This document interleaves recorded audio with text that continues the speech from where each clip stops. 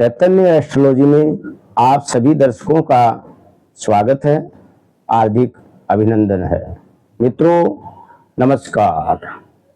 पहले के एपिसोड में ग्रहों के संबंधों के बारे में मैंने बताया कि ग्रहों का 4 प्रकार का संबंध माना गया है महर्षि पाराशर ऋषि के अनुसार। लेकिन अन्य ऋषियों का मत ये भी है कि 2 ग्रह यदि परस्पर त्रिकोण संबंध बना रहे हो, अर्थात पंचम नवम एक दूसरे से पढ़ रहे हो, तो उसको त्रिकोण संबंध कहते हैं। ये त्रिकोण संबंध भी राजयोग की भांति कार्य करता है। आइए हम आगे बढ़ते हैं एक कुंडली के माध्यम से। यहाँ एक मेष लगन की कुंडली दी गई है। इसके अंदर लगन मेष है और मंगल लगन के स्थान ही स्थित है और बृहस्पति 9 भाव भाग्य स्थान में स्वग्रही स्थित है। ये दोनों एक दूसरे से पंचम नवम पढ़ रहे हैं, अर्थात त्रिकोण संबंध बना रहे हैं। देखिए कैसे। लगन के अंदर मंगल है। मंगल से आप यदि काउंटिंग करेंगे तो बृहस्पति का 9वां नंबर आएगा। जैसे 1 2 3 4 5 6 7 8 और 9। मंगल से यहाँ बृहस्पति 9वां पढ़ रहा है और बृहस्पति से मंगल पंचम पढ़ रहा है। देखिए 1 2 3 4 5, ये पंचम नवम का संबंध ही त्रिकोण संबंध है।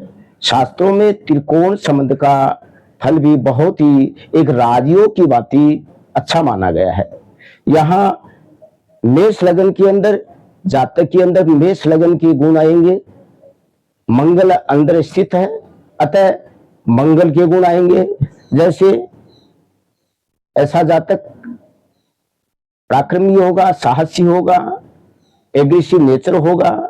कद पर्सनालिटी की दृष्टि से देखा जाए तो अच्छा होगा, क्योंकि इस पर अभी बृहस्पति की 5वीं दृष्टि पड़ रही है, जिसके कारण से उसके कद में कुछ परिवर्तन आ सकता है।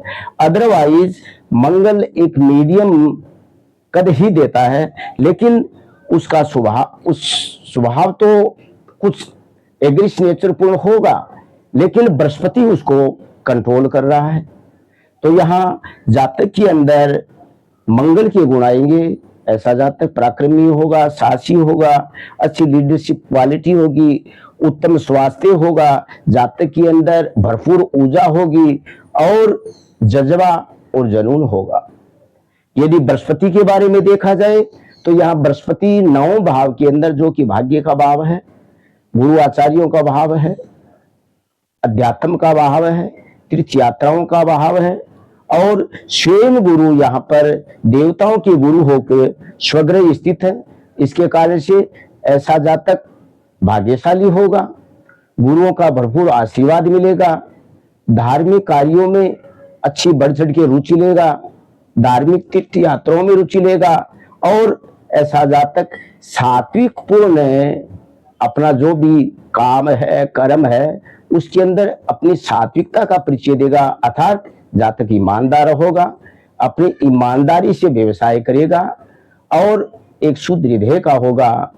मित्रों, ये जरूरी नहीं है कि 9 पंचम का जो संबंध है वो अच्छा फल ही दे।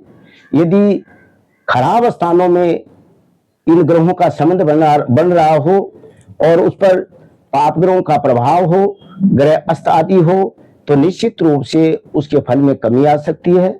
इसमें कहीं भी संदेह करने की जरूरत नहीं है। यदि ऐसी पोजीशन हो तो उस ग्रहों से संबंधित जप दान आदि करवाना चाहिए। यदि उत्तम स्थान में ये त्रिकोण का संबंध बन रहा हो तो फिर तो निश्चित रूप से ये राजयोग की भांति कार्य करेगा। और जब बृहस्पति की महादशा होगी या मंगल की महादशा होगी, दोनों ही दशा इनके लिए योग कारक रहेगी और परस्पर इनकी महादशा में इन्हीं का अंतर चल रहा होगा, तो ये बहुत अच्छा फल देगा। इसमें कहीं भी संदेह करने की जरूरत नहीं है। हो सकता है आपकी कुंडली में भी कैसा योग हो। आज के लिए इतना ही। नमस्कार।